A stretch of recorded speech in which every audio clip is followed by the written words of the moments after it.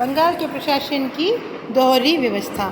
1765 ईस्वी से east India company Bengal की वास्तविक शक्ति बन गई।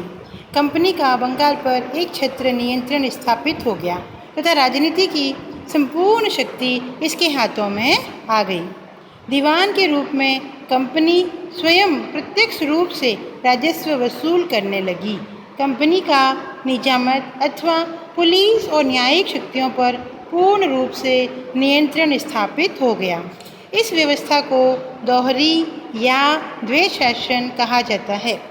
कंपनी का बंगाल की सत्ता पर पूर्ण अधिकार हो गया, किंतु उनके ऊपर किसी प्रकार की जिम्मेदारी नहीं थी। प्रशासन का दायित्व नवाब और उसके पदाधिकारियों पर था, यद्यपि इनका निर्वाह करने की शक्ति उनके पास नहीं रही। सन 1770 ईस्वी में बंगाल में भयंकर अकाल पड़ा। सन 1772 ईस्वी में वारेन हेस्टिंग्स बंगाल का गवर्नर बनाया गया और 1773 ईस्वी में उसे भारत में ब्रिटिश प्रदेशों का गवर्नर जनरल बनाया गया। 1772 ईस्वी में दोहरी सरकार को समाप्त कर दिया गया और बंगाल पर कंपनी का प्रत्यक्ष शासन लागू हो गया। अब है कलकत्ता। कलकत्ता, जो कि कंपनी का प्रमुख केंद्र था, बंगाल की वास्तविक राजधानी बना। कालांतर में ब्रिटिश भारत की राजधानी कलकत्ता में ही रही। कंपनी के अधिकारी बंगाल की जनता पर मनमाने ढंग से अत्याचार कर रहे थे तथा ये अत्याचार दिन प्रतिदिन बढ़ते जा रहे थे। कंपनी के अधिकारी बंगाल की धन संपदा को दिन प्रतिदिन दोनों हाथों से लूट रहे थे, जिसके परिणाम स्वरूप बंगाल की आर्थिक स्थिति अत्यंत दयनीय हो गई।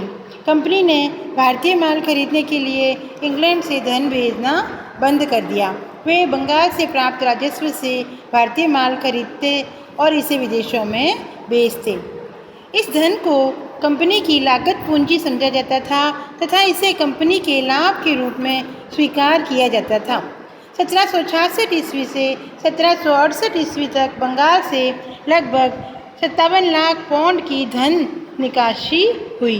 इस धन निकासी के फलस्वरूप यह प्रांत दरिद्र हो गया। 1770 ईस्वी में बंगाल में अकाल पड़ा। यह अकाल मानव जाति के इतिहास में पड़े भयंकर अकालों में से एक सिद्ध हुआ। लाखों की संख्या में लोगों की मृत्यु हुई और बंगाल की 1/3 जनसंख्या इस अकाल से प्रभावित हुई। धन्यवाद।